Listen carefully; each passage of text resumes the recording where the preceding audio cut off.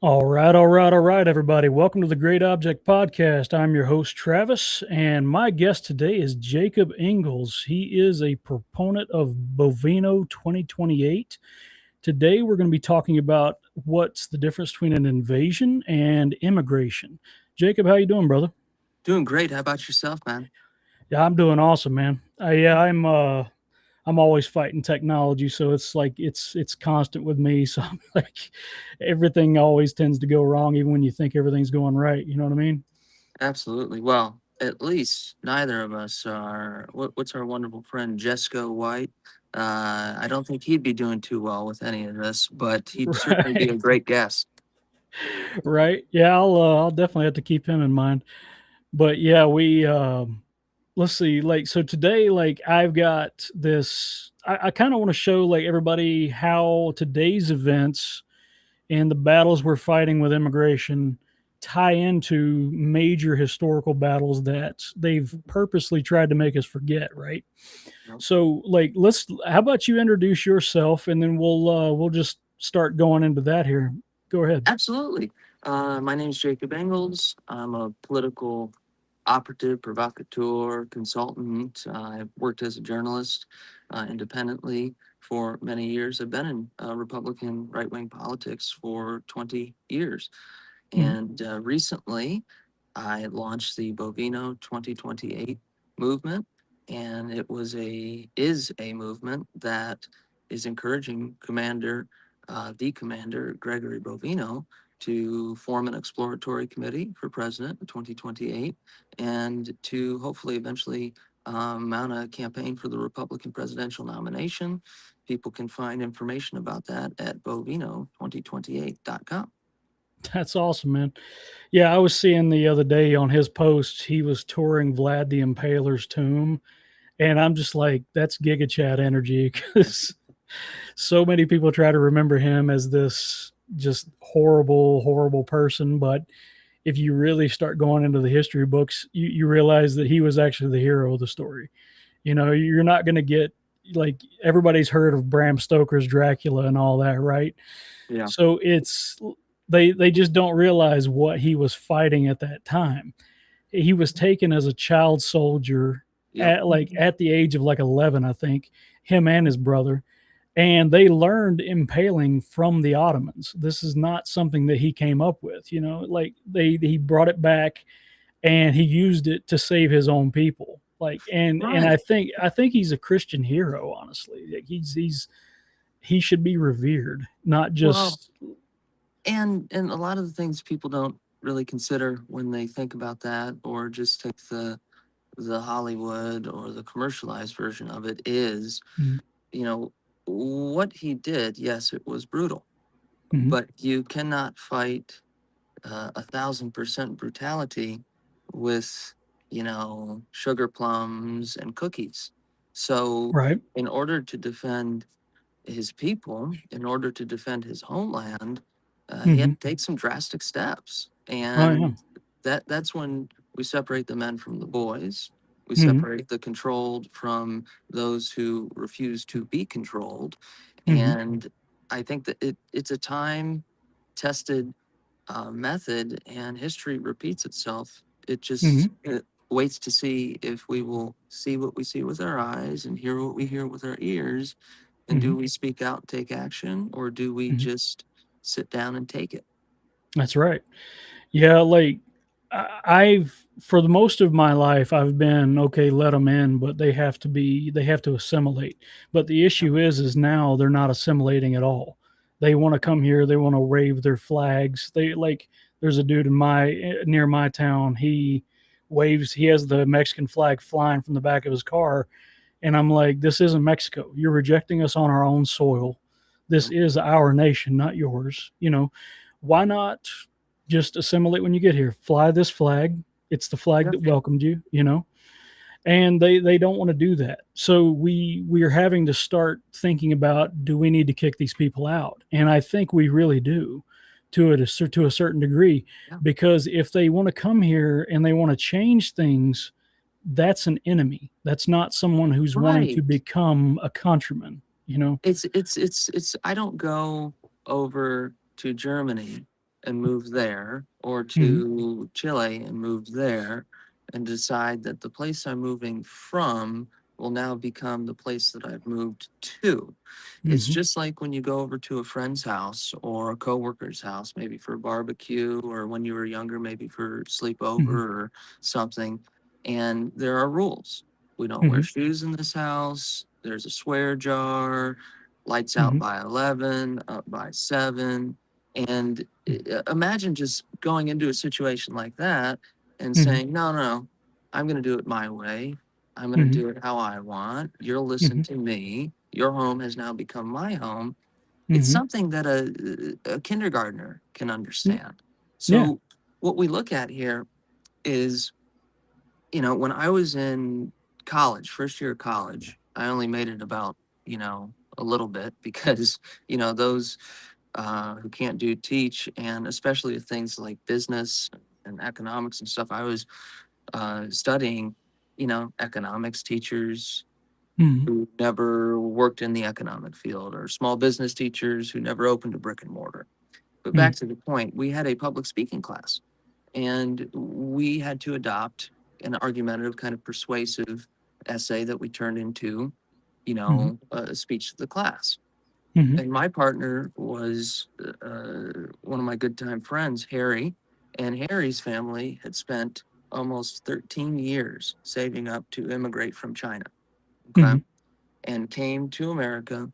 They were as happy as could be to Mhm. learn about the culture, to ingratiate themselves with our people, to embrace our norms and systems. And Mhm. I thought I was hardline on the idea of immigration in any form, Mhm. never mind illegal immigration. Oh my gosh. He Mhm. sat there and said, no, like my family sat over there and worked hard for 13 years, saved up, did it the right way, came here, opened a business, integrated, assimilated, and we love Mhm. America. America is Mhm. our country now, not Mhm. ours that we took, ours that has adopted us because we've adopted it. That is beautiful. Like actually, yeah, I got a little emotional with that. That's awesome. Yeah, yeah. Like I absolutely love it. Like this is the greatest country in the world, but the issue is like the and I know they mean well. Like I'm not taking a dump on my fellow libertarians, but the issue is that liberty has to be defended. Yep. Liberty is an anomaly in nature. The only actual constant in nature is violence and subjugation. And if we allow these, I'm just going to call them orcs because there's far more or less polite words that I could use for them. Like if you're importing someone who thinks it's okay to throw a 3-year-old into a crocodile pen, which happened just this week, what happens when you invite thousands of those? What happens when you invite tens of thousands of those in? Your home becomes a war zone, you know, and then your liberty is degraded over time because they are not assimilating. They are not even trying to get along with you. They are coming here and they are changing your home. If I walked into your house, like you said, with ignoring your rules, I say, Jacob, I don't like where you have your couch. We're going to move this couch. You would be right to kick me out of the house. You know what I mean? Yeah, I might find it interesting at first. I might be like, why does he want to move the couch there? But probably Yeah, not. exactly. Yeah. So, like, one of the greatest internet legends of today, of the past 15 years, came out with an absolute banger song this week. And I figured it'd be fun for me and you to just react to it right now. Hey, there Okay. we go. Real time. All right.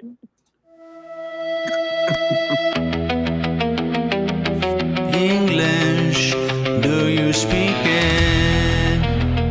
If not, get the fuck out, get the fuck out. Get the fuck out, get the fuck out. I'm sick of these people who think that we're equal. Get out of my country before we delete you. We don't want your culture, we don't want your flags here, we don't want your language polluting our street signs. Go fuck yourself, invader scum. Go back to wherever you came from. So lady, misplace a USA flag with a flag from Somalia. She said she loves her country but hates our history. I said Somalia still has slavery. Go fuck yourself, invader scum. Invader scum. Go back to wherever you came from. Sometimes when we deport illegals, they turn around and come right back in. Why don't we launch them to some other planet so they stay the fuck out of our country?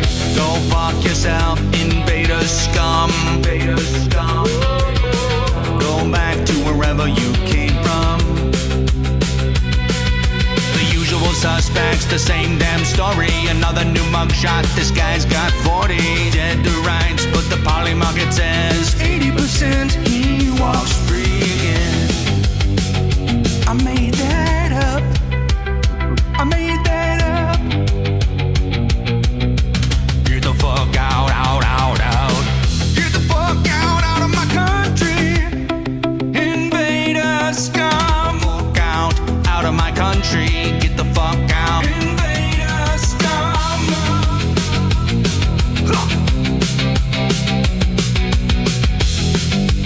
Out of my country. Get the fuck out. Get the fuck out. Out of my country. Out of my country.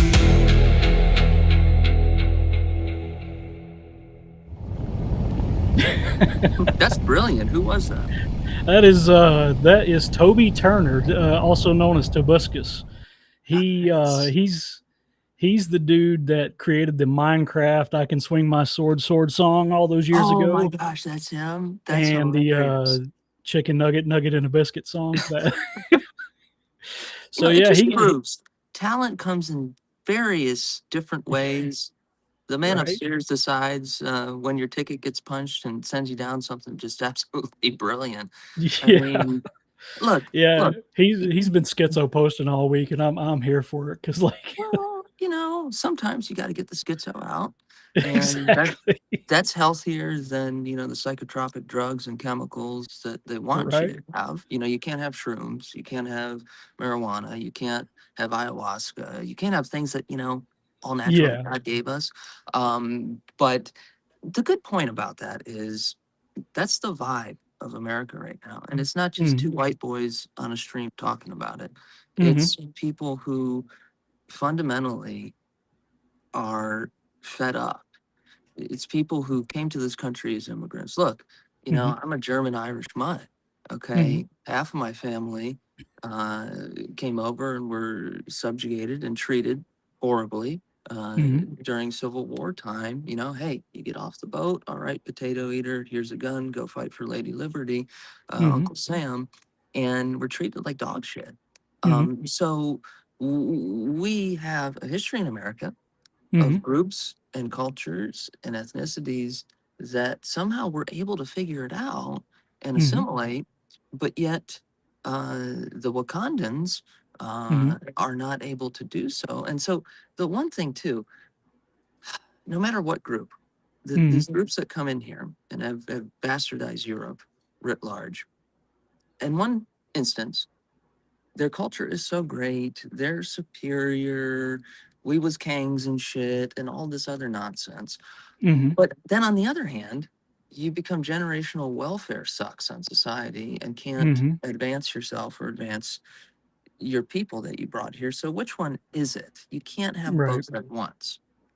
Yeah, I don't think they think that far ahead. They just come up with whatever they want in the moment, and then of course, like I think everybody knows the meme that like in certain parts of Africa, they don't even have a concept of time. Like they don't understand past, present, and future, which is very odd to us because it's almost as natural as breathing to us. But like there, they might not even have like and this is just strictly sub-Saharans for the most part, Yeah. like the Rwandan genocide and things like that, general butt naked in Liberia. A lot of them don't even have a concept of the future. There is only the now. And that is naturally just an incredibly destructive mentality because you're not building anything for your children. You don't Right. have you're not building up wealth. You're not actually managing society. Like with the fall of Rhodesia, now it's called Zimbabwe.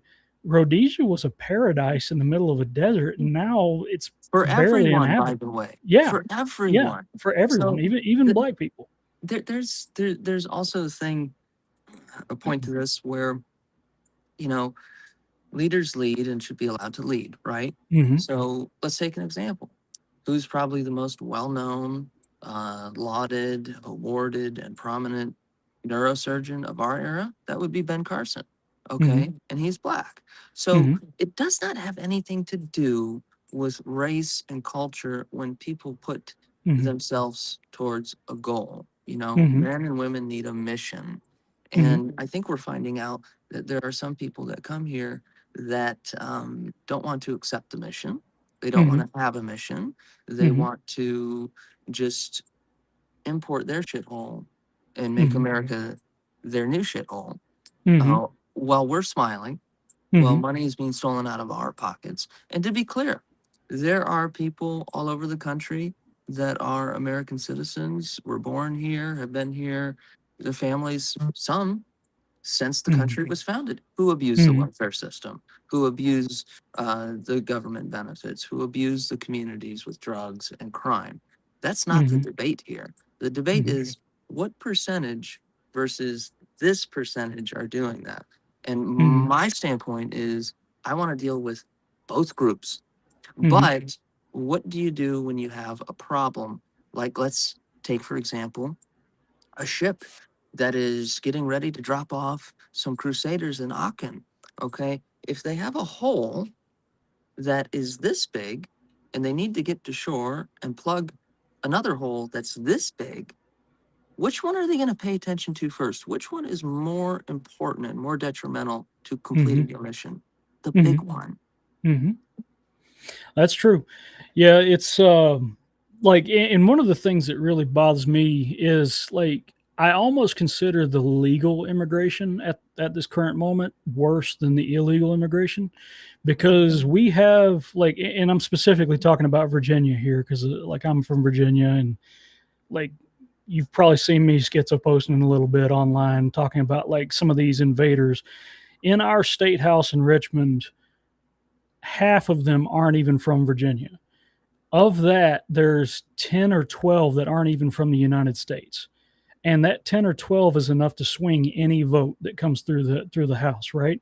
Yep. So the issue is one of the guys that wrote the assault weapons ban, he grew up in Bangladesh, and he didn't touch United States soil until 2007. This is Saddam Islam Salim, whatever weird ass name he's got. But anyway, he's trying to ban mine and your guns. Yeah. And I find that uniquely offensive. Okay. Like, if you look at the last episode, my last guest, I did watch that. she is a wonderful person. Like, she was grew up in Kenya. She was educated in Britain. She came here and she is an American now. She adopted the culture. That's Dr. Wanjiru Najoya of the Mises Institute. She's a wonderful person. I'm happy to call her my countryman. She came here and under good faith and assimilated. And I think Good faith. that is Good faith. Good faith. exactly good faith is what we're talking about here. Because if we got people coming here that have, like, if you look at the statistics, even in Bangladesh, it's 0.3 firearms per 100 people. And he's coming here trying to change us into Bangladesh. Well, And that and is, look, that's an important point, though. mhm, So what you just hit was mhm, the fact that it's an anathema. It's foreign to him, mhm, the ideas that we have here, which is fine. mhm, You don't mhm, have to like them. But the problem you're talking about is not just in a state. Because what does the state legislator do? The state legislator determines congressional districts, mhm, determines things that go up to the governor that do affect laws and interactions with federal agencies, okay, mhm, as a state. So when you say, well, hey, foreign born citizen that has become or foreign born individual who has become a citizen of the United States mhm, can't run for president of the United States. Well, why isn't that also the rule when it comes to local office, mhm, city, county, state office? mhm, That's something that you have to look into, because why does one matter and one doesn't? Yeah. And a lot of it, I think, goes back to the Federalist and Anti-Federalist debate a long time ago. Like, they don't much care if the states are in absolute anarchy, you know? They just want the federal government to be powerful. But the problem with the federal government being powerful is entirely dependent on who gets in the office. Like, if we had like a Bovino in there, you know, we might be able to be like, okay, well, the bad ones are going to get kicked out, you know? The ones that are not assimilating get kicked out, especially the ones trying to take mine and your gun rights away, you know? Yeah. So, but yeah, like, this has happened before though. So like, I want to kind of transition into like a little bit of a history time here. What I've got for you here is on Google Earth. I'm just going to be showing you some maps and just kind of taking you through some of the world history, because invasions of the scale that we're suffering today have happened before. And I kind of want to just show people exactly how long it might take to get your country back if it falls apart, right? So If we're lucky, and before you start, Mhm. can I just give an Mhm. analogy? Please, It's please. it's like, so we're at the point in America. Look, Europe is the preview, America is the choice. Mhm. And we as a country, willingly or not, have been pushed or willingly Mhm. walked off the cliff. Mhm. That's not up for debate right now. What's up for Mhm. debate is, are we going to pull the ripcord? Are we going Mhm. to deploy the parachute and hope for some sort of break in our landing to where we Mhm. can then climb back up the mountain and rebuild and restart? That's what's Mhm. going on. Exactly. And like, I don't think any, like, one of my best friends, his name is Muhammad. I'll give you a guess of what religion he is, right? You only need one. Well, anyway, he came here on vacation from Ireland, and he had never even seen a gun before. But I threw him what I called a redneck birthday party. We went out to the woods and we were blowing stuff up with tannerite for a few hours, Yes. and that was his birthday present.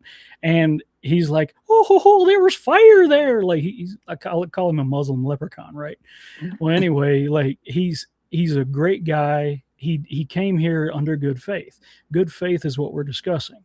I'm not. I mean, I call myself an American nationalist because I think what we've built and what our ancestors bled and died for is important. We need to preserve that. And do we want to import people who thought the Rwandan genocide was okay? That's monstrous, you know. And that's just something that happened in the 90s. Like, these genocides still happen. Somalia, where a lot of these people come from that are scamming our system, they still have slavery today, like that song said, you know. Yep. And you know, But you're we thinking can't. too smart. You're thinking too Yeah, smart, yeah. right? You Mm-hmm. that's why I like that song, because that Mm-hmm. song removes any debate. Mm-hmm. This is how we feel. This is the point we're trying to get across. Will you listen? And Mm-hmm. now it's become even to the point, not about will you listen, you're going to listen. Oh Because yeah. we don't have time for this. It's 2 minutes to midnight, maybe Mm-hmm. 30 seconds to midnight, maybe 10 seconds to midnight. Mm-hmm. And it cannot be allowed to stand. We are, Mm-hmm. as a country, still in our Mm-hmm. infancy. We're babies, Mm-hmm. okay? And what we've been able to hold on to in the past 30 years, I would argue, has just become so diluted and so bastardized that we're Mm-hmm. on the edge of just, why don't we just say welcome to the global nation state of America? Because Mm-hmm. that's what it's feeling like right now. And that's what they want. They want it to be an economic zone instead of a nation. You know, they want it because they can control an economic zone with just banking. You know, Yep. they can control it with democracy. And I'm a Hoppian, so like, I'm all about, like, is is democracy the god that failed? And yes, I think that it is. But we do need to figure out a way to do a soft landing, like you were talking about, because if we don't, this is going to turn into a massive scale, just unbelievable societal collapse. Because a lot of people don't understand, like, if our supply chains collapse, we're looking at 200 million dead within just a few months, Yeah, like, yeah, because everybody will be it's like fighting what? over what's left. And what is it? It's barely even 72 hours before the pandemonium starts. Yeah. When Hurricane Irma hit Mm-hmm. Florida in 2017, Mm-hmm. and that was probably the most destructive in recent memory, aside from the early 2000s. Mm-hmm. And we were without power for, I don't know, maybe a week. Mm-hmm. Okay. And you wouldn't believe how froggy it was getting. You know, I was in a nice neighborhood. It wasn't a bad part of Mm-hmm. Orlando, suburban community, whatever. Mm-hmm. And after the first day, people would Mm-hmm. realize I still had power because, you know, I kind of prepare for those kind of things Mm-hmm. and keep basic things on, fridge, you know, being able to run TV and some fans to keep it airflow going, charge your phones, that kind of shit. And I would sit out on the porch most of the day, just Mm-hmm. airflow, and just drinking beer and watching. And I'd start seeing people, you know, start walking behind people's houses in the back. And I thought at first maybe they're helping clean up brush. Yeah, there's a lot of shit I did like that in the first, you know, morning, helping neighbors out. Mm-hmm. And then I started, you know, at night getting knocks on the door from neighbors who, mind you, never bothered to speak to me or interact with me ever, saying, "Oh, Mm-hmm. we see you have power. You know, would you mind, you know, putting some sort of medication or some sort of necessary thing they were claiming? You know, could you hold it in your Mm-hmm. fridge?" And I said, you know, I don't. I'm sorry, I don't know you from Adam. Number one, number two. Mm-hmm. Um, I just don't feel comfortable because you're demanding that you come inside my house to see me Mm-hmm. put it there. And number three, I wasn't born yesterday. Because maybe Mm-hmm. if you come in and you put it there in the fridge how you want to your specifications and then leave, what have I just given you? I've given you a whole look inside my house. And Mm-hmm. then I have something of yours in my house that you can claim you need to enter my home to take back for yourself. No, Right. no, no. Right. Yeah. And like when I was a kid, like luckily we were off in the woods and we'd be without power for like a month. Now we're tough people. You figure out how to live like that pretty quickly, you know. But like I can't imagine what it'd be like in the city because that's just yeah. Oh, Like it's we odd. had people bothering us, like we had family bothering us, but of course we're gonna help our family. But like strangers, no, you know, because they're obviously gonna be scoping out and seeing what else you have in your house, right? And it's Right. just yeah, And well, yeah, and and here's the thing. I had mhm, neighbors that I had known that had been in my home. We'd been in their home. We had mhm, each other over for dinner. Trust was established there. mhm, So when they asked those same questions, it was a no-brainer. Absolutely. Come on over, partner.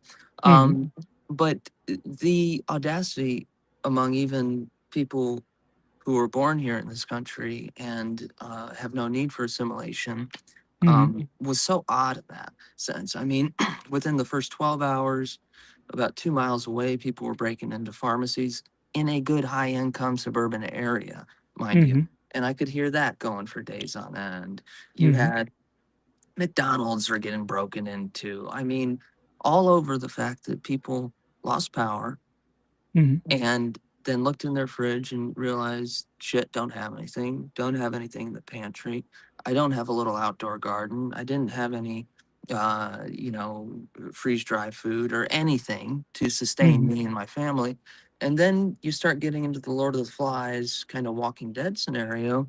mhm, And, you know, on day two, it was just sitting outside with the 12 gauge and the blackout, and I don't give a fuck at this point mhm, because I'm just gonna make it clear, stay the fuck away from me. mhm. Exactly. And unfortunately that's the line you have to draw, you know, like not everybody respects the unspoken rules of civilization. And like I guess that brings us to like what we're talking about with like the Reconquista era that I'm going to be talking about today. Like, so over here used to be Palestine. It's called something else now. Well, anyway, so now like we had like Muslim caliphates raging out. They raged to every direction, right? They would sweep through North Africa right here, and this dude named Musa, he he has one of his lieutenants named Tariq to start moving in and taking over this area right here, right? Yep. So I kind of call this the tale of two assholes, right? Because the way Spain fell is something we're really not taught about in school. because they want this era of history to be forgotten, right? So Count Julian, he was the Visigothic governor of like what is Chuta, right?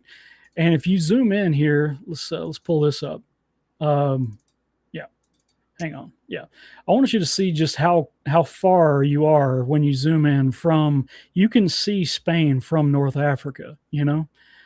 And this guy, he was mad at the king who had just taken over. We're looking at like a soft civil war in Spain. So King Wetizia, he dies in 710, and King Roderick takes over.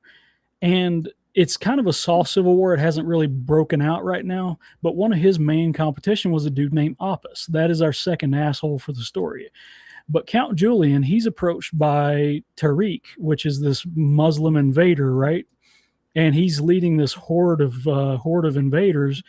And Count Julian's angry at Roderick, right? So he says to Tariq, he says, not only will I let you pass into Spain, I will give you the ships to do it. So already we've got traitor number one, you know? Yep. So then, you know, we have what's called the Battle of Guadalete, and you've got a Muslim invader of like around 12,000 men fighting 33,000 Spaniards. They should have been able to win that battle. But what it is Oppas, he was one of the commanders guarding, Roderick's left flank. And he betrays Roderick and runs back to Toledo and claims the crown for himself. And Roderick, now, if you believe the Muslim chronicles, Roderick is killed in single combat by Tariq. He dies crossing the river and drowns, right? Because heavy armor, you're going to drown, right? I almost drowned 3 times last week. But it's just, you know, like I was on the river and everything. Now, this is what's called the Rock of Gibraltar right here, this huge mountain. That is a corruption of Tariq's name. Jabal Tariq is Mountain of Tariq. So when he landed, he named part of their country for himself, you know? Yep. And it's just, it's tragic. So Spain over the next, like once Oppas gets back to Toledo, right? He claims the crown for himself, but after Tariq wins here, he calls for his master, Musa. Musa comes in and just starts sweeping through Spain. And they get to Toledo, and Oppas, this isn't recorded, but Oppas, he somehow becomes a bishop. What I think it was like a consolation prize. So he becomes a bishop of the Catholic Church. And he's basically immediately a collaborator. He is working with these invaders to help subjugate his own people, you know. And the Jewish communities in South Spain, they're all about the Muslims coming in. They come in, and the Jewish community are actually helping the Visigoths be subjugated. The Muslims are letting the Jewish people run their government. Cha-ching. So, yeah, exactly. You know, they're enjoying their loot crowd, right? Now, of course, the Visigoths did like try to force convert a lot of the Jews. And when they wouldn't convert, they were either, you know, sold into slavery or whatever. But the Visigoths, they had rested on their laurels for almost 400 years. They had gotten comfortable, and they started infighting. But here comes this invading force, and they just cannot unite against it, even though it is a much smaller force. So then we fast forward, and a force that's has a mission, right? A force that has a goal, a force that is motivated, a force that has, you know, at their back, you know, the winds of war, victory after victory after victory. And if I remember correctly, I might be getting it wrong, but when the retreat to Toledo and the play for the crown, you know, what that does, you take the left flank out, that allows what they call a pincer move, a double envelopment, and then you are truly screwed. So it wouldn't matter if you had 33,000 at your back versus 12,000 when the lines are broken on one end. you either have to make the decision to throw everything you got to Mm-hmm. stop it and be Mm-hmm. able, hopefully, to then turn around and fight back this way, hoping Mm-hmm. that another round of enforcement, it just puts you in a terrible spot. It really is. And then like you got, so basically you're looking at just this systematic collapse of Visigothic Spain, and they just keep getting pushed back, to up here in northern Spain in the Asturias Mountains, right? To Covadonga Cave. And over the next maybe like 7-8 years, you're seeing just these Visigothic Europeans being pushed back by these Muslim invaders. Now, if you look at the mountain ranges in Covadonga, let me pull up And how did you, because is this something you created? Where are you finding this? oh, This this is is cool. this is Google Earth, and I like to just actually show the terrain because like in history, a lot of terrain like let's look at the mountain overlooking Covadonga Cave, right? So the Muslim invaders marched, and this is an actual photo. So they marched in through here with an army of 180,000, according to some sources. Most sources agree on 60,000.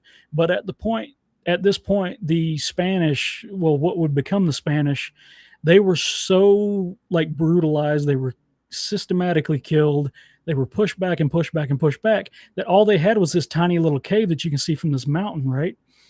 And they made their final stand under Don Paleo there. Let me pull, let's see. Let me pull, yeah. Well, and a lot. So maybe a good Let me go on the screen. corollary for people. I know I've watched The Age of Samurai a ton of Mm-hmm. times on Netflix. I already knew a lot about that, but you know, it's kind of Mm-hmm. a similar situation.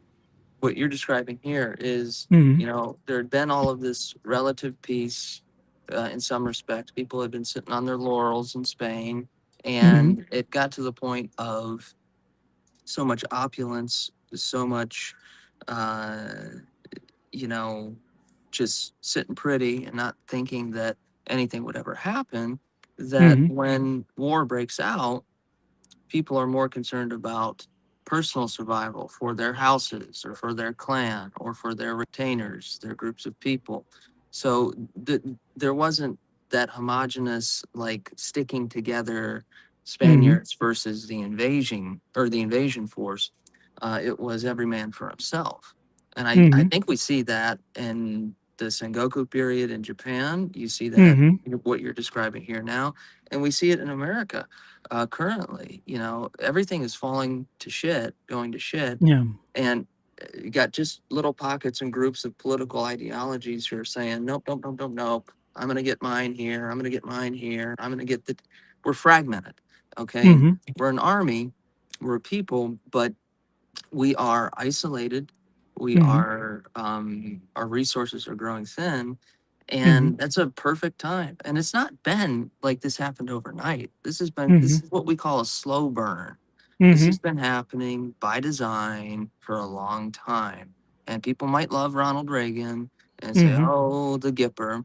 But that really was the flashpoint in the 80s with what he did in seeding ground on naturalizing and Mm-hmm. giving citizenship and starting that downfall. And where have we found ourselves? Has it worked out?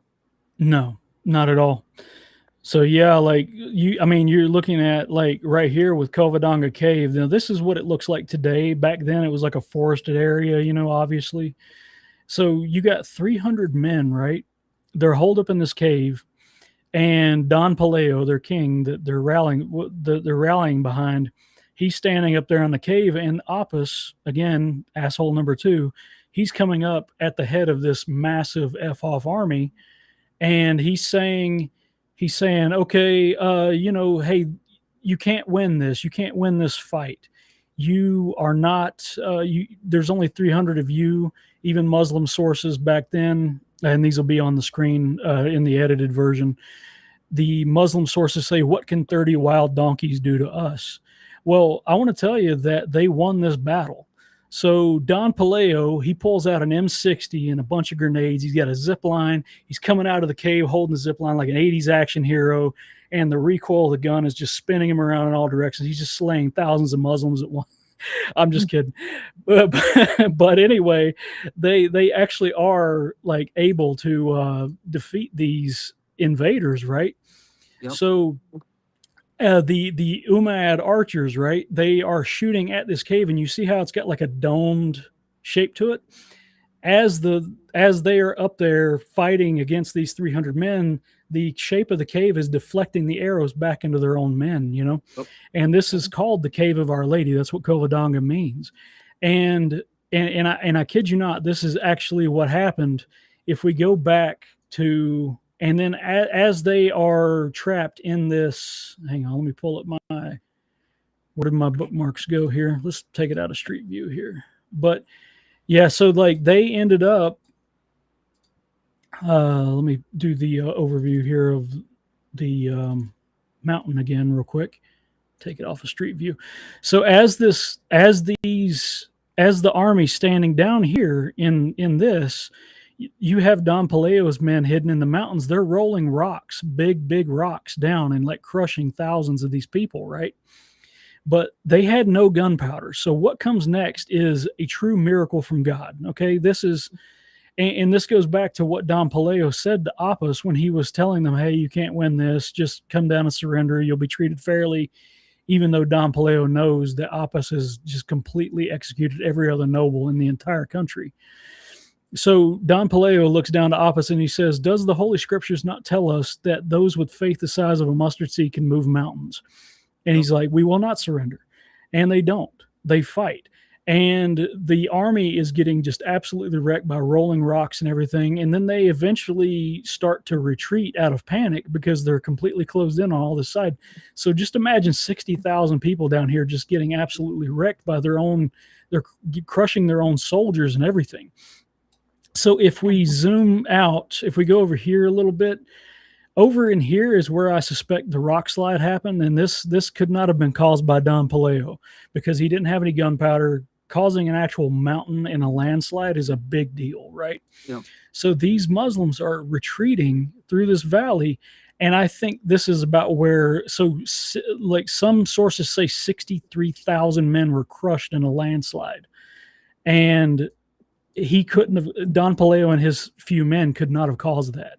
It's called divine justice. It is, you know, Ave Maria. You know, this is why it's called the Cave of Our Lady, because in history, like especially Crusader history, the Holy Mother herself has shown up, and that's why I've got her in the top left-hand corner of that thumbnail I drew for me and you. You know, yep. So like she caused a miracle. The same thing happened in.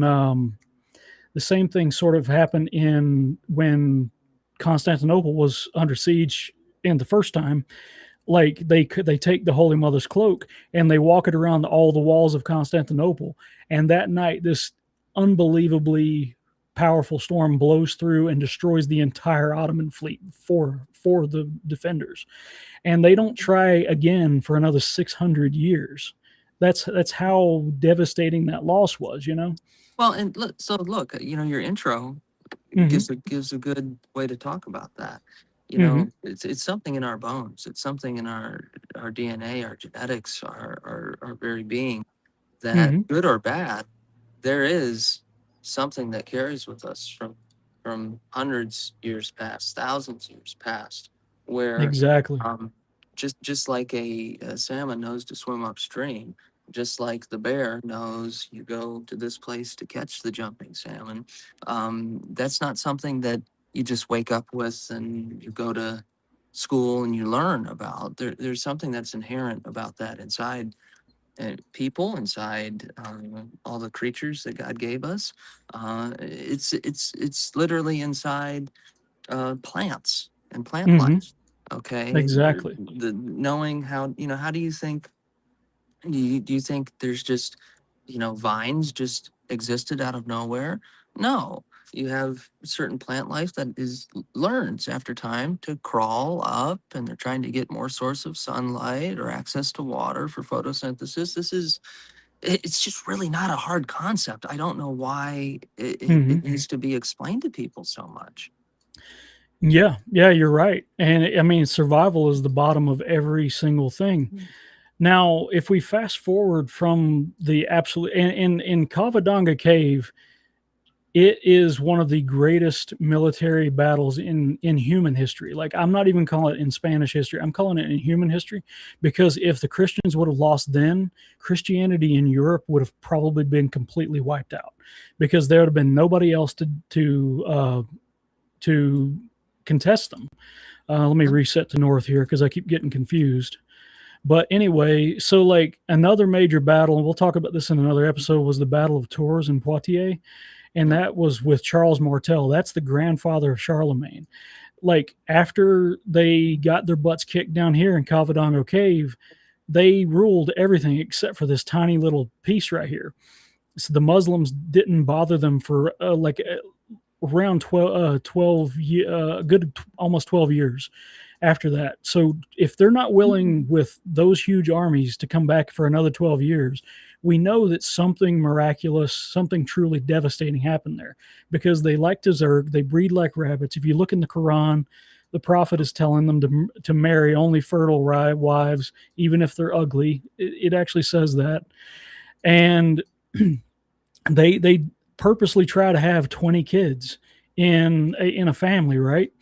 So they didn't bother Don Paleo anymore. And what Don Paleo and the ones who succeeded him did is they started this like 100-mile wide, like 100-mile wide, like no man's Defense land. system. Yeah. Yeah, they would, no crops, no settlements, nothing was allowed to be there. They constantly raged out from here and raided, and they maintained that 100-mile wide thing. That way, any armies moving forward could not contest them and be able to live off the land. So they And had this couldn't just sneak up and couldn't yeah, sneak up out of exactly, nowhere. And that's an important thing you exactly. said too. Like Mhm, we live in such a modern world that we forget. Um, Back in those time periods, and in most mhm, of the times of war in human mhm, history, it's not just about, okay, cool, we conquered this area. It's we conquered it, but what resources do we have to resupply and mhm, recharge and maintain this area in a way that's mhm, beneficial to a long term sustainable outpost until you're able to really take over and create cities and states and regional protectorates.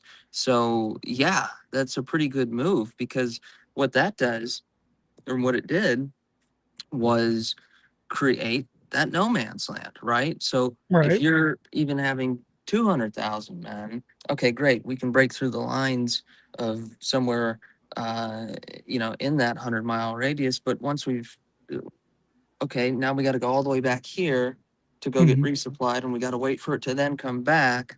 And mhm, in times of war, that's not time you can afford to wait, um, exactly.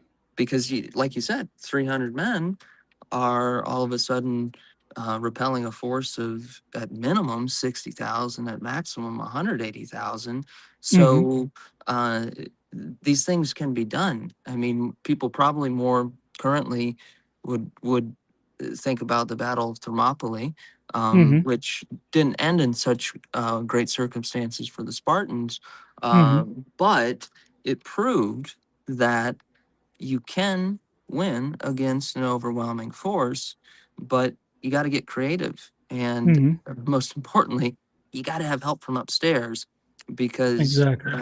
those numbers, that dog don't hunt if you don't have something divine happening. Yeah, for real. Yeah, and like and this is just the beginning of Reconquista. Like, this is the battle that they had their backs against the wall. They had their just they weren't able to do anything else except rule these tiny Asturian mountains here, you know. Let me pop into 3D here. You can actually see it's basically the same terrain as my home, the Appalachians, you know.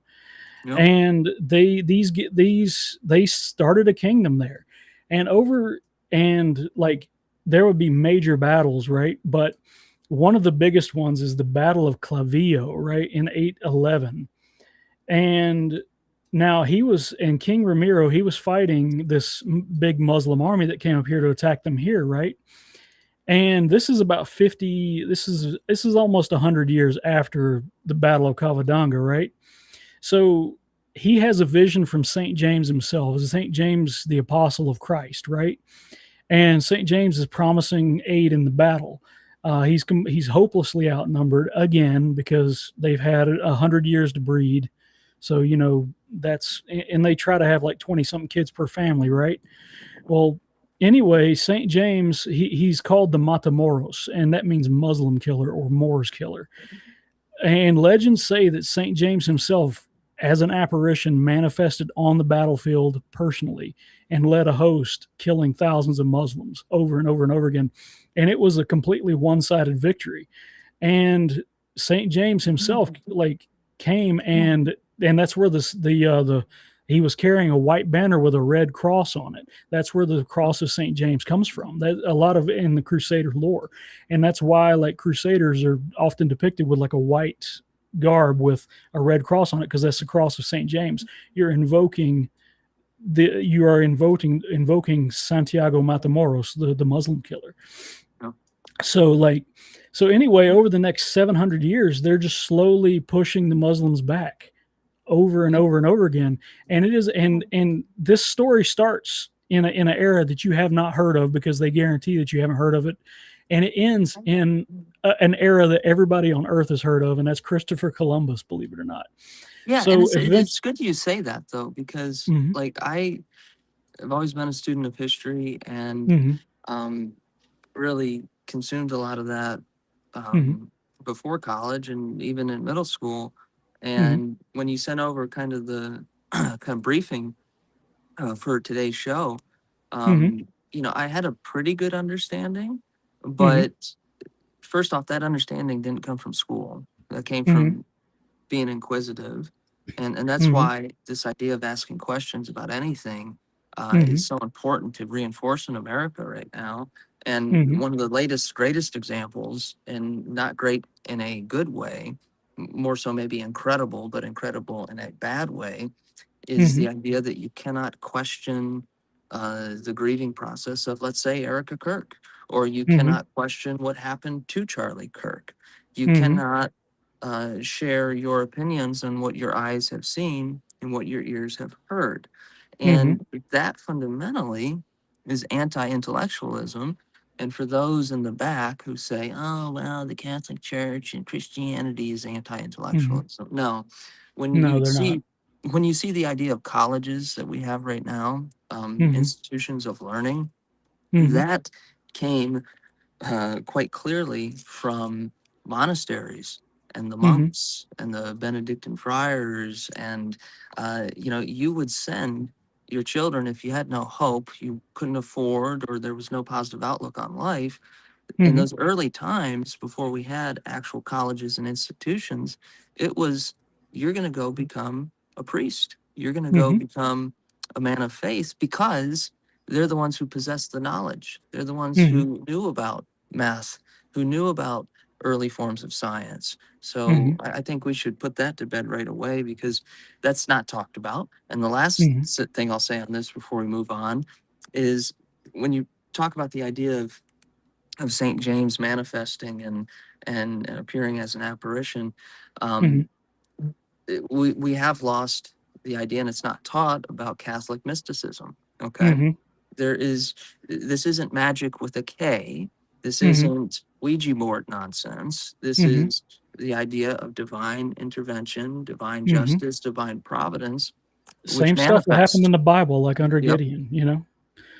And yeah, and when the Jews in the Bible finally decided to tear their cloaks and humble themselves before God again, he sent an angel of death to wipe out the entire army that was sieging Jerusalem. He was like, okay, all right, fine. If you're gonna repent, I'm gonna take this army and they're gonna go away. And they went out and they looted everything in the army, and they were richer than they could possibly say. Because I forget exactly which prophet it was. It said, tomorrow you'll be richer than you can possibly imagine. And the day before that, they were so hungry they were eating pigeon droppings off of the rocks. And look, he's always talking. We're the ones who aren't always listening.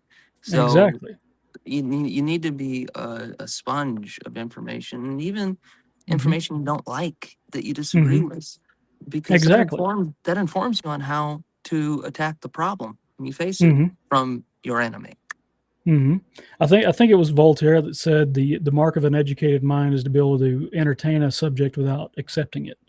So, like, just to be able to read something you disagree with, like I've read the Quran. That's how I know that they're commanded to have as many children as possible, even if their wives are ugly. Things like that.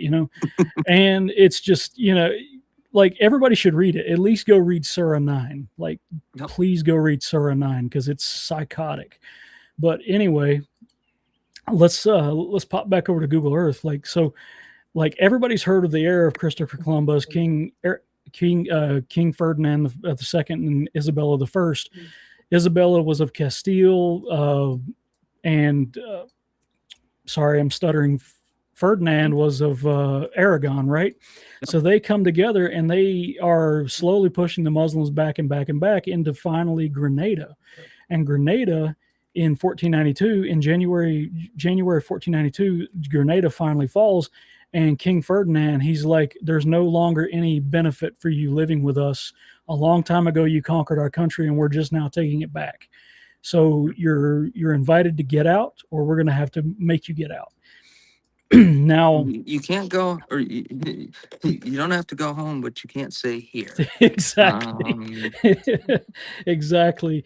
And in 1478, a papal bull arrives from Rome, right? And it authorizes what the Spanish Inquisition. And this is one of the most misunderstood sections of history, because only our enemies get to talk about the Spanish Inquisition. The Spanish Inquisition was not only based, but it needs to happen again. Okay. So if you look at the total number of deaths for the Spanish Inquisition, most reliable sources put it at around 3,100 people dying. And that's over a period of 400 years. Okay. It directly lines up with the Spanish Golden Age. Like, they were, and what they were doing is they were flushing out anybody who did false conversions to Christianity, that stayed behind and tried to undermine the new system that they had spent 700 years like winning back. And it directly coincides with the Spanish Golden Age, and it propped up the Spanish Golden Age, and the authority and glory and wealth of Spain only started to wane after the Inquisition was finally abolished. And it's Yeah, just it's absolutely insane. and And look, you will not hear this from Hollywood. What are the no, chances, Jacob, in your judgment, that you're going to get a story, even a mini series or even a short movie, about how the Muslim invaders are raging through Africa and they wipe out most of everybody in Spain, and the Catholic Church is the hero, and they never, kick out the never. exactly. I mean, the most, like, fast forwarding, obviously, several hundred Hmm. years, the most accurate depiction I've seen, Hmm. and it's not it's not a real good time period in the Catholic Church, but the Borgias on Showtime, I thought Hmm. that did incredibly well in Hmm. showcasing three things.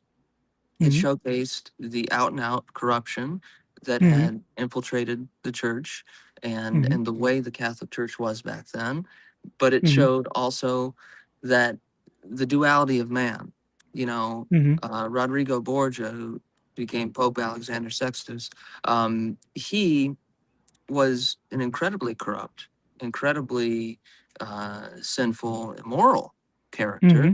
But at the same time, he's one of, if not the last, uh, popes, along with Della Rovere, who would come after, that really discussed and implemented the ideas of, no, we will use the papal army, we will restore order, we are going Hmm. to not allow this idea of priests and cardinals and bishops to be engaged in this festival of carnal relations and sin that had become Hmm. so commonplace. But also, he was incredibly corrupt. But what does that teach us? It teaches us the third thing, that Mhm. God uses imperfect vessels. He Mhm. uses sometimes the worst of us. I mean, the Apostle Paul, I am the Mhm. greatest of sinners. Mhm. So that, in my opinion, was probably one of the most accurate things I've seen done on the Catholic Church, albeit Yeah. there are some things I disagreed with, but not stuff that you're learning in the history books, not Mhm. stuff that is comfortable for people. And from that time period up until our, uh, let's say, the past 120 years, who would be the last pope that really made a clear stand? It would be Pope Pius, uh, Yeah. who made the stand, SSPX. who made the stand against modernity and Mhm. modernism, and made the Mhm. stand against some of the very people we're having problems with nowadays, Mhm. of the Jewish faith, who claim that, in order to be a true Catholic, in order to be a true traditionalist Catholic, I went to Mhm. Legionaries of Christ, Regnum Christi Catholic school. So, that's in league with Opus Dei and that style of Catholicism, Mhm. not cafeteria Catholics who like to pick and choose like Nancy Pelosi. You can kill Mhm. the unborn, you can be for all this sin, but then you still get to receive the sacrament, uh, Mhm. which I don't like. Mhm.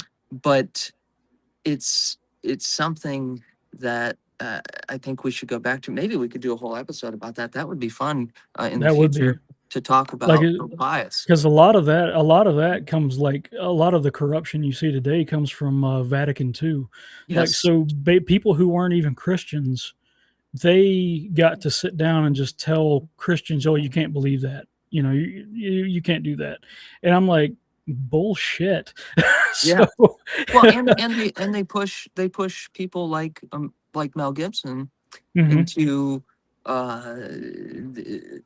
they make us almost seem, even our fellow Catholics, who I think they aren't true Catholics, but hmm a lot of them, they they push us into this category as some type of hmm weird extremist sect of the faith, that if you don't hmm accept Vatican II, then you're all of a hmm sudden against the Holy Mother Church, and you don't, hmm if you believe in the idea of an anti-pope, or if you believe in the idea of, past that hmm update in canonical law and otherwise, then hmm you're somehow, you're the demon hmm worshiper, you're yeah. the Satanist, you're ruining the church from within, and it couldn't be hmm farther from the truth.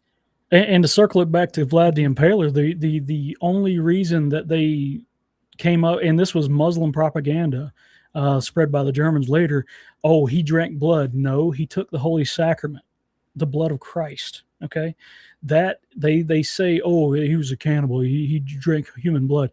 No, he took the Holy Sacrament, and they called him a vampire for it. And it's history is a set of lies agreed upon. That's Napoleon Bonaparte, right? Well, And maybe Vlad is sitting somewhere. I believe he's up there, but oh yeah, maybe he's sitting up there and just getting these royalty checks from all the movies. Maybe he's not too mad about it. Um, maybe.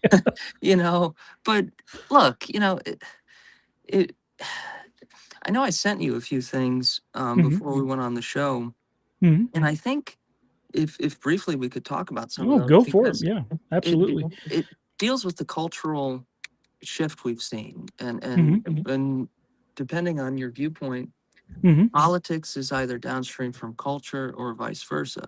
hmm So one of the articles I put up yesterday was, hmm and this talks about the broken trust in society, hmm was an article about a father came to me and told me about how his daughter had gotten hmm permission at 15 to work at Six Flags in Chicago. hmm And this is supposed to be fun summer job, teaching a little self-reliance, teaching responsibility. And hmm unfortunately, she was accosted by a 30-year-old employee who apparently had some mental issues, or hmm was mentally stunted. But the person grabbed her hand and pulled her in and wouldn't let go. It was all you're going to be my friend. We're friends now. It was hmm all a violation, number one, of we made this agreement with you, Six Flags, that Mm-hmm. we believe that our daughter was going to be safe in your charge.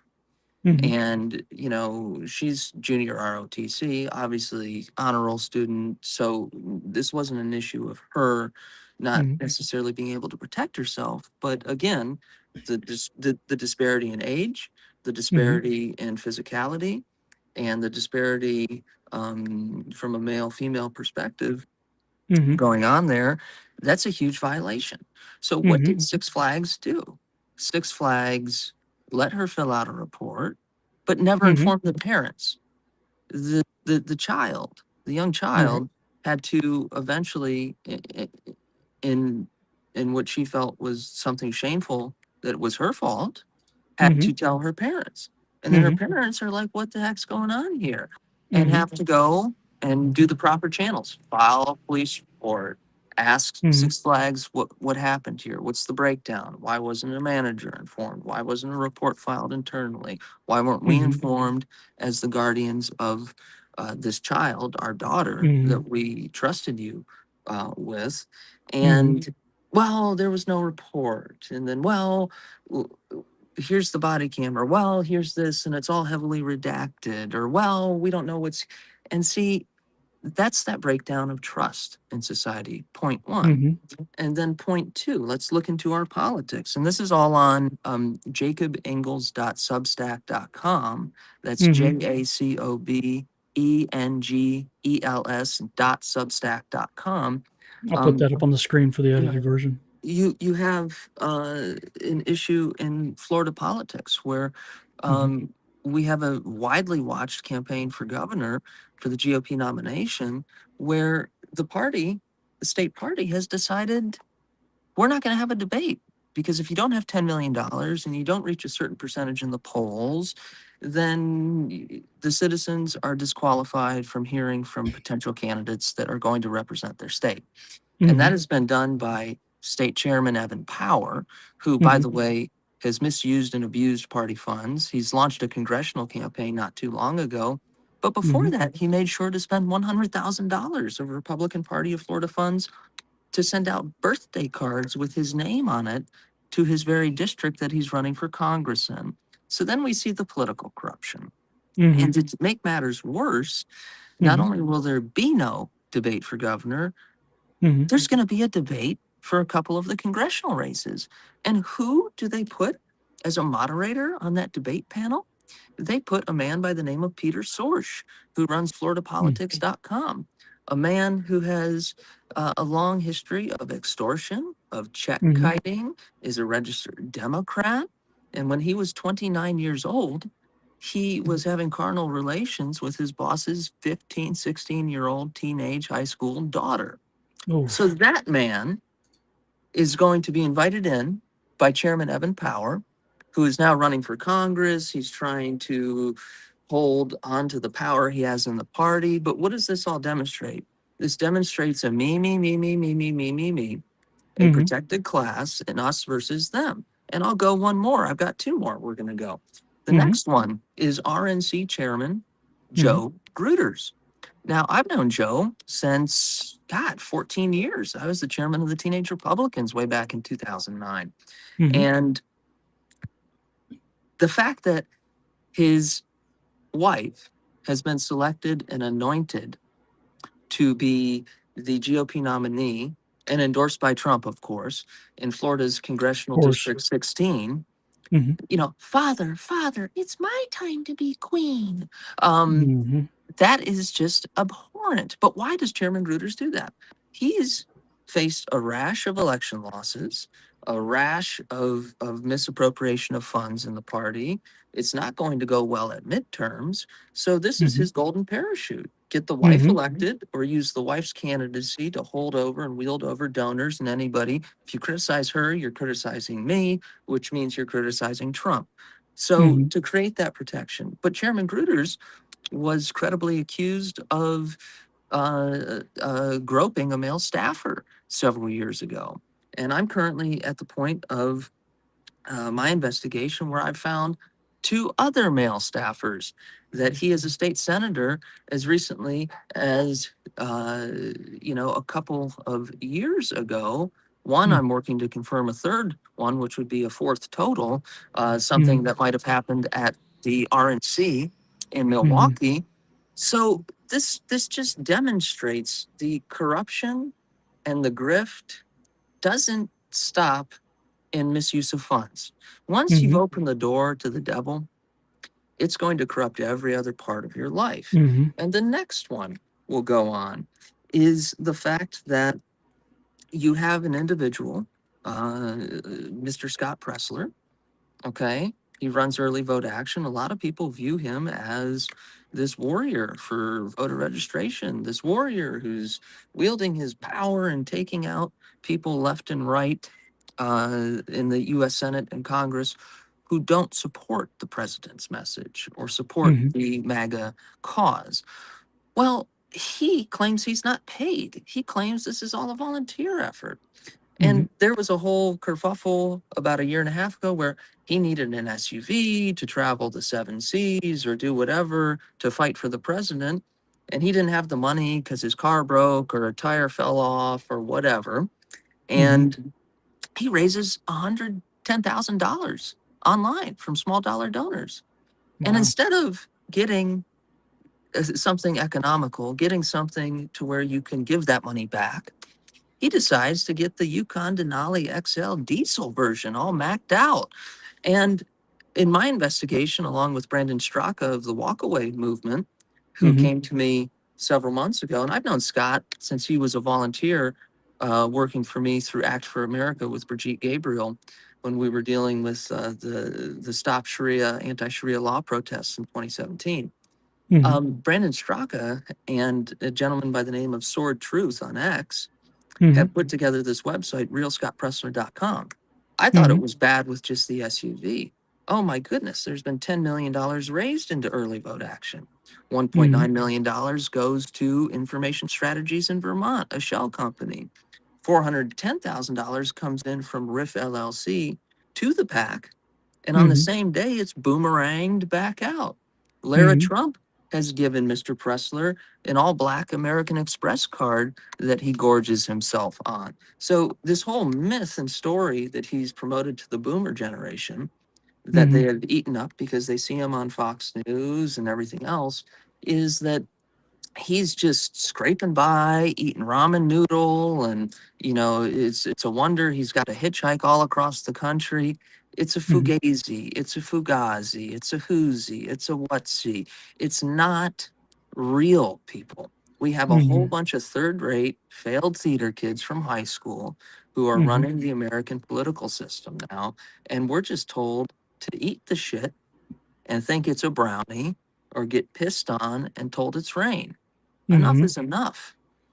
And I'm really glad to hear you say theater kids because like they're all just actors. Yep. Like they're not reading the legislation. They're very skilled actors. Like they can convince you that they believe things. They like I am not buying this plot twist with JD Vance right now because he has been Yeah. up Israel's ass He got for he got decades. queer-eyed. He got queer-eyed over in Silicon Valley with Peter Thiel. He comes back, he's Hmm. lost weight, there's more eyeliner, better suits, and then he's Hmm. knob-gobbling and humping for Bibi Hmm. Netanyahu. And then he sees the commander, Hmm. the movement and let's think about this. We got in 120 hours more earned Hmm. media, press, articles, good or bad, any press is good press in politics, and Hmm. attention on the idea of Gregory Bovino, the Hmm. commander running for president, and making the center issue not only deportations, but Hmm. adopting Martin Zellner's method over in Europe with the Institute for Remigration of total Hmm. remigration, even if Hmm. it's legal people we're talking about. Hmm. And it scared the ever loving crap out of them. And so now all of a sudden, Hmm. JD Vance, he's a border hawk. He's Hmm. standing up to Bibi. Alexander Brusowitz, this faker Hmm. on Twitter, is talking about, oh, well, look at all of these these people being funded by Israel, and then they're funded by Israel, but they're really based in Iran, and then so ipso facto now he's a warrior against Israeli influence. Get out of here. It's fun to watch when but it's so frustrating when you probably have some listeners. I definitely have some followers and some friends who it's like talking to a brick wall sometimes. They just say, oh, well, it's chosen people. Just write the check. Just write the check. Another war. No, we've got an internal war here at home. Yeah. And honestly, like I contest the whole chosen people thing, because like if you look at what happened at Pentecost in the Bible, like they're expressly being removed from the grace of God. Like they're like Christ himself in John 8:44 is calling them the brood of vipers. And and go back to the Spanish Inquisition for a second. They were offered to convert. Like the church is the true Israel. Yes, replacement theology is real. Didn't mean to pun there, but you get me. So, but yeah, it's just, I don't know, man. Well, see, here's the thing. That's why, look, Jake Lang, some might not like his methodology. Some might disagree with where is he coming from or what is his purpose. But for him, even if this is all an act, at least he's out there on the ground doing something. At least he's out there drawing attention to it. And yes, there is some ego and some pride involved in that. But there needs to be. You have to have that. People gravitate towards characters. They do. That's just how people are. And look, there might be ego and pride in the street, but I guarantee you there's a lot of sacrifices you make when that cell door slams and you're stuck. So it's not like you just get to take your Give, Send, Go donations that you amassed and bring it in to the cell block D and live like a king. No sirree, Bob. And so I think he's another one I wrote about on my Substack recently. But that's why I've been inspired not only by Gregory Bovino, and that's Bovino2028.com, but by standing up to this failure to allow debates. And that's why we put up Not My King Florida, NotMyKingFL.com, NotMyKingFL.com. And in 3 days' time, we've had over 6,000 now patriots from across the state of Florida. And we're double checking their voter registrations and everything to make sure before we send any information out, who want to stand up, who want to shut down the showdown, who want to make it clear that if you're telling us we matter nothing and we matter little in this process, if we're being gracious in their mindset, then we will show you the one thing you cannot take from us. You cannot take away our mode of transport. We have 2 legs, we have 2 arms, we have 1 mouth, 2 ears, and 2 eyes. And if we have to use those, and if you want to try and take away that right, then you are really going to be in for something. If we have to shut down the convention hall, fine. If we have to protest outside, fine. If we have to make the whole event of the Sunshine Showdown about the sunshine, shut down the showdown, and to bring them into the sunshine, then Chairman Evan Power, we will. And it's not going to be pretty. It's not going to be comfortable. But my faith, my Catholic faith, calls me on multiple issues here. It's the issue of telling the truth and being honest with your fellow man. It's the issue of you are called not only to observe the faith when it is comfortable, but when it is extraordinarily uncomfortable. And then 3, even up to martyrdom. Yes, up to martyrdom. And 3, you are called to not only observe the faith, but to be men and women of action. So gone are the days of basement bitching. Gone are the days of, oh, I'm going to make an X post. So people listening, start your own podcast. Do something with your hands. If what you can contribute to patriots in your community is to say, hey, I see that. Oh, you cut out on me, brother. We'll give him a second to rejoin you guys. Yeah, so I think he was being too based for the CIA there. Uh-oh. Yeah, absolutely. Like, but yeah, it just, man, he was on a roll there. That's a shame that cut out. Yeah, let's just give him a second to pop back in here. Oh, there he is.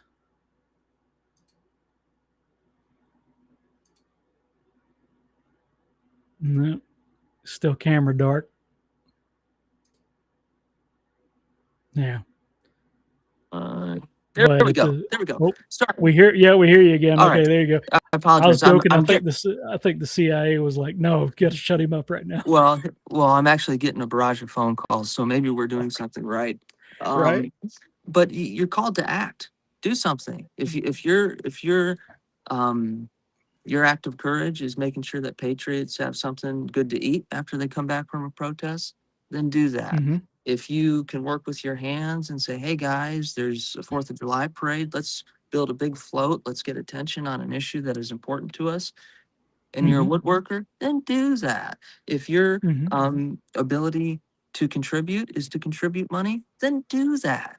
If you want to get Mm-hmm. out in the streets and scream, then do that. But do something, Mm-hmm. pray tell, because this idea of I'm just going to make a tweet, or I don't even want to tweet or retweet that person because then somebody might look at me cross-eyed at the country club because it was uncouth.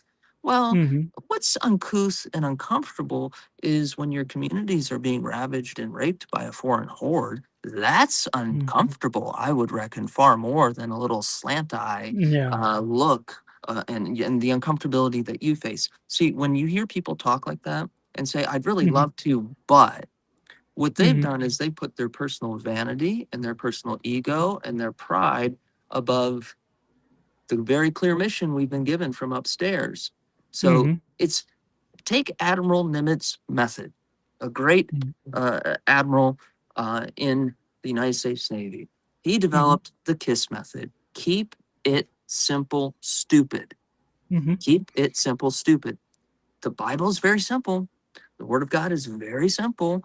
If you even take the 7 deadly sins and you do the Mm-hmm. exact opposite, that's a great starting point. If you can live like that, Mm-hmm. you're off to a great start. Mm-hmm.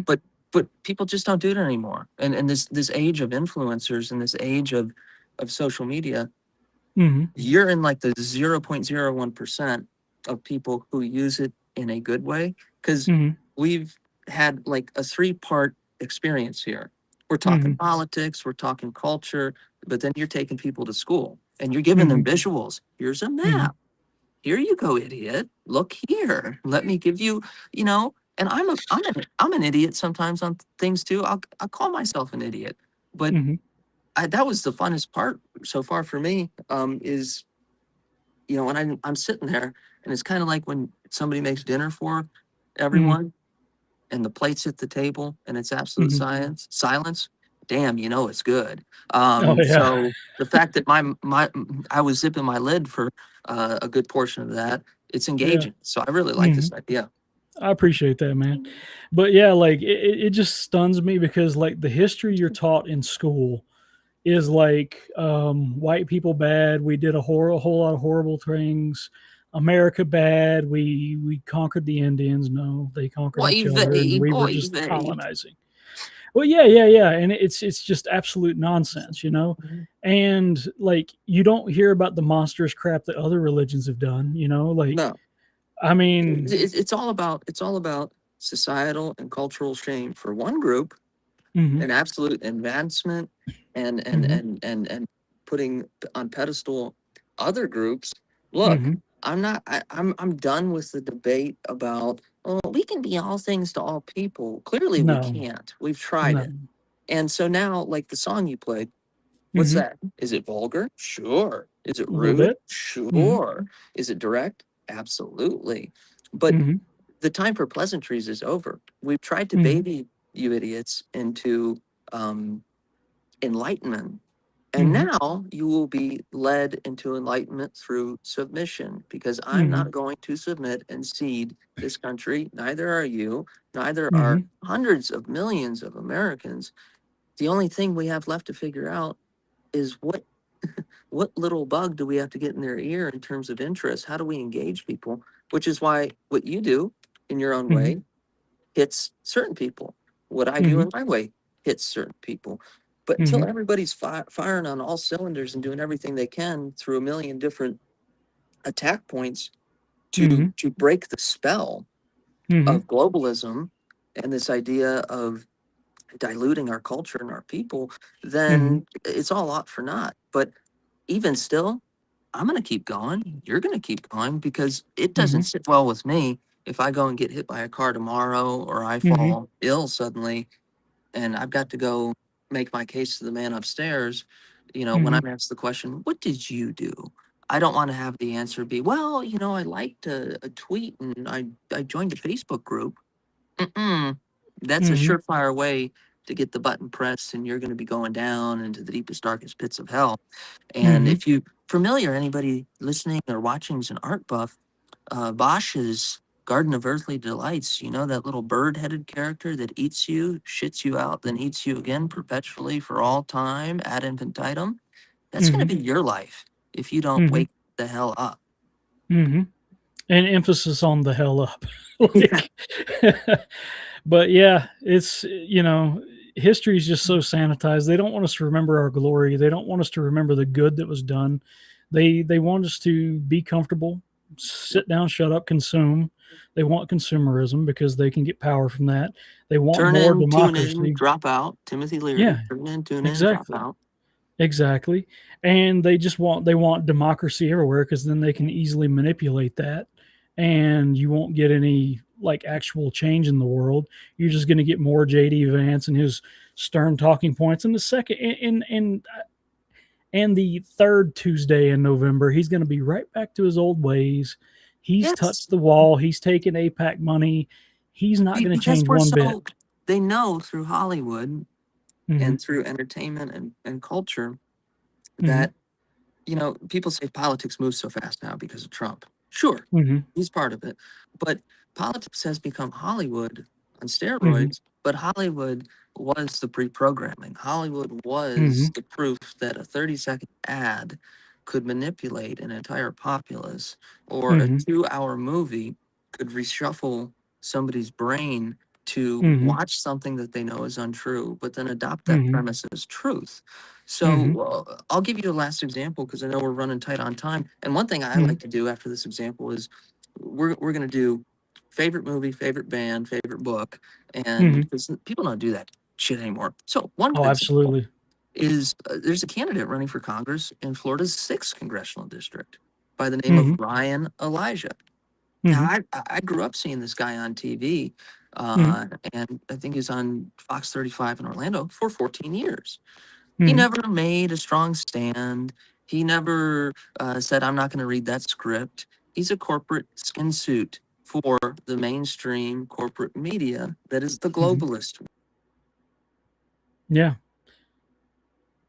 I think we lost you again. And to spin off of his point, I think it goes back to Opus, like how Opus, let's see, add him to stream. Let's see here. Oh. This is fun. See, you're creating trouble here, partner. I don't think I've had them this upset. But yeah. I mean, keep being based. We'll figure it out in editing. Oh, yep. It's going to kick you off.